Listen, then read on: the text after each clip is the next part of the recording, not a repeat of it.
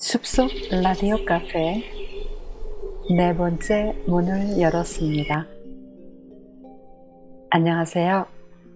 카페지기 마야입니다. 저는 지난주 내내 산에 전기 공사가 진행되고 있는 관계로 많이 부산스러웠어요. 그래서 여러분과의 만남을 한 주 쉬었답니다. 여러분의 지난 한 주는 어떠셨을까요? 모쪼록 모든 것이 순조로웠길 바라며 오늘의 이야기를 시작하겠습니다. 우리는 이미 첫 번째 에피소드에서 그녀에게 이런 질문을 받았지요. 당신의 야생적이고도 소중한 삶으로 무엇을 할 계획인가? Tell me, what is it you plan to do with your one wild and precious life? 오늘은 그 물음을 남긴 시인의 세계로 함께 발걸음을 옮겨보려 합니다.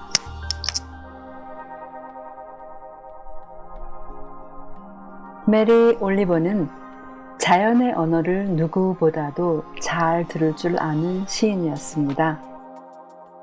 숲속을 걸으며 강가에 앉아 새를 바라보며 혹은 개와 함께 산책을 하며 시를 썼지요.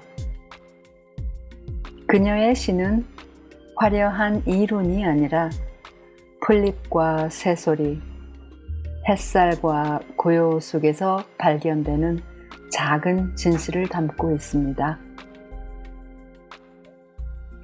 올리버는 퓰리처상을 받은 아메리칸 프리메이티브 그리고 오랜 세월의 시를 묶은 디보션스 같은 시집으로 세계적인 사랑을 받았습니다. 그러나 그녀의 시를 특별하게 만드는 것은 문학적 성취만이 아니라 삶 그 자체가 시와 크게 다르지 않았다는 점입니다. 그녀는 화려한 문단 활동이나 정치적 발언보다는 숲속을 걷고 개와 함께 시간을 보내며 자연을 깊이 바라보고 그것을 시로 옮기는 삶을 실제로 살았습니다. 말하자면 진실한 은자였다고 할 수 있을까요? 그래서 사람들은 그녀의 시를 읽을 때마다 이렇게 느끼곤 합니다.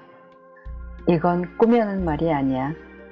그녀가 실제로 매일의 삶 속에서 길어낸 진실이구나. 메리 올리버는 오랜 연인, 사진가이자 문학평론가였던 몰리 말론 쿡과 함께 살았습니다. 두 사람은 오랜 세월 서로의 삶과 예술을 나누며 동반자가 되었지요.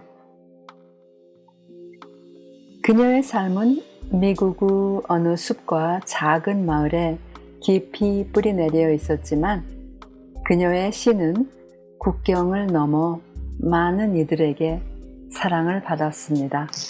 한국에서도 여러 번역본이 소개되었고 특히 번역가 민승남은 The Summer Day의 마지막 구절을 이렇게 옮겼습니다. 말해봐, 당신은 이 하나의 소중한 야생의 삶을 어떻게 살 작정이지? 저는 오늘 이 문장을 그대로 사용하려 합니다.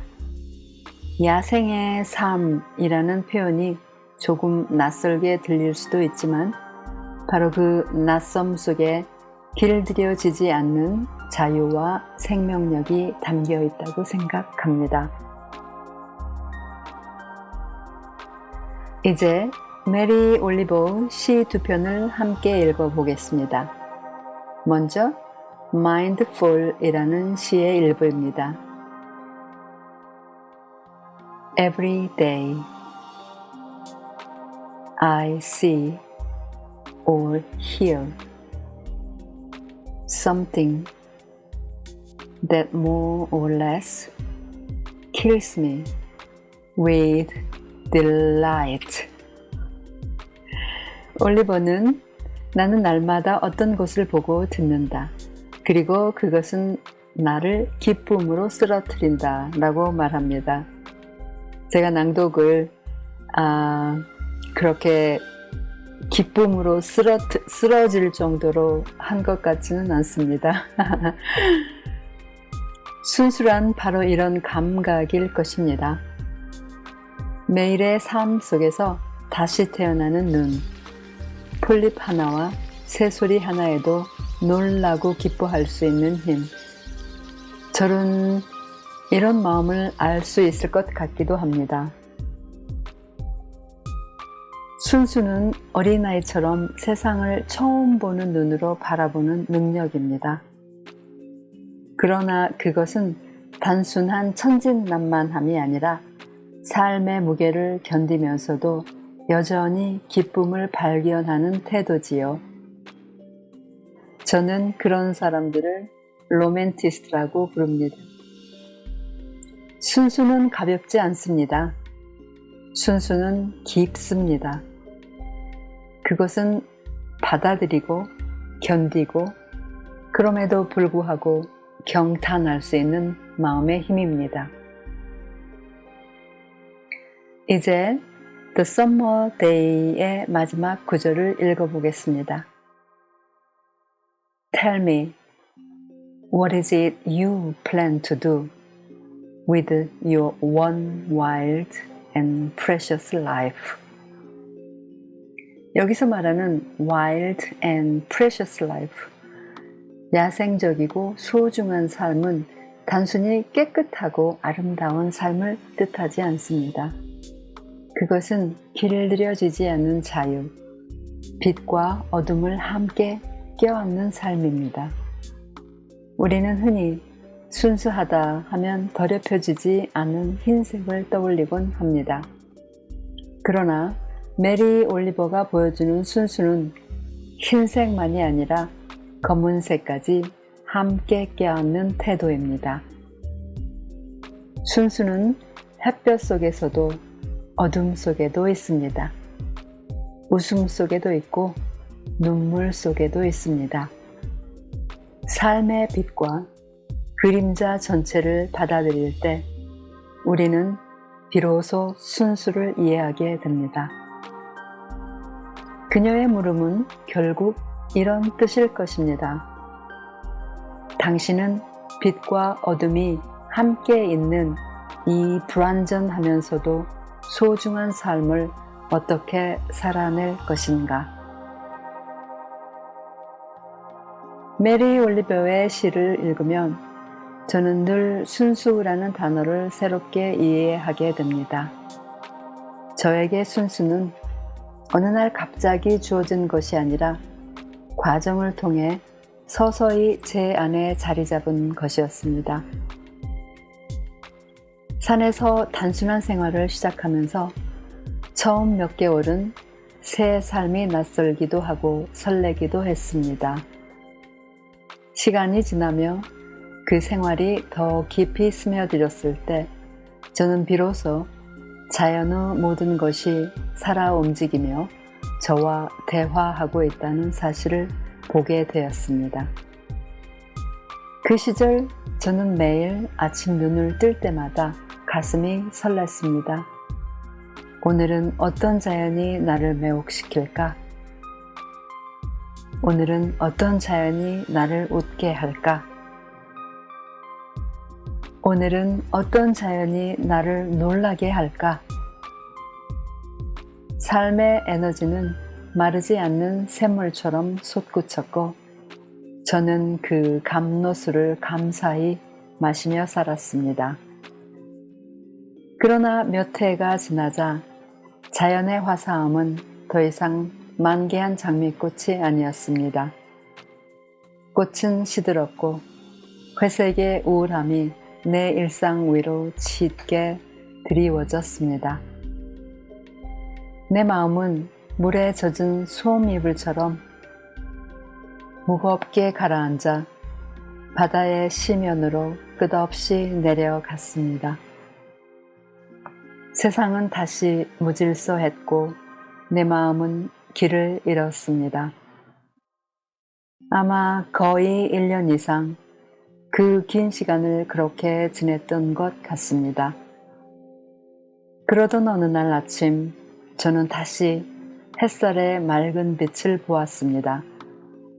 그 빛은 언제나 창문을 통해 들어왔지만 한동안 저는 그것을 보지 못하고 살았던 것이지요. 그날 이후 생활이 특별히 달라진 것은 없었습니다. 그러나 제 안에서는 분명히 무언가가 바뀌었습니다. 몸과 마음이 한결 가벼워졌고 제 하루는 빛과 그림자가 함께 어우러진 더 넓은 세계로 열렸습니다. 그때 비로소 알게 되었습니다. 순수한 깨끗하고 흠 없는 상태가 아니라는 것. 순수는 햇볕의 찬란함 속에도 있고 어둠의 서늘함 속에도 있습니다. 기쁨과 슬픔, 화사함과 회색, 그 모든 것을 함께 껴안을 때에야 비로소 순수를 이해할 수 있다는 것. 나는 내 안의 순수와 더 가까워질 수 있었습니다. 그리고 그 순간 저는 다시 자연과 일치하게 되었습니다. I was realigned with nature. 메리 올리버의 시는 우리에게 순수의 또 다른 얼굴을 보여줍니다. 순수는 깨끗함이 아니라 삶을 있는 그대로 껴안을 수 있는 힘이라는 것. 오늘 하루 여러분도 스스로에게 물어보면 어떨까요? 나는 이 하나뿐인 야생적이고 소중한 삶으로 무엇을 할 것인가? 숲속 라디오 카페였습니다.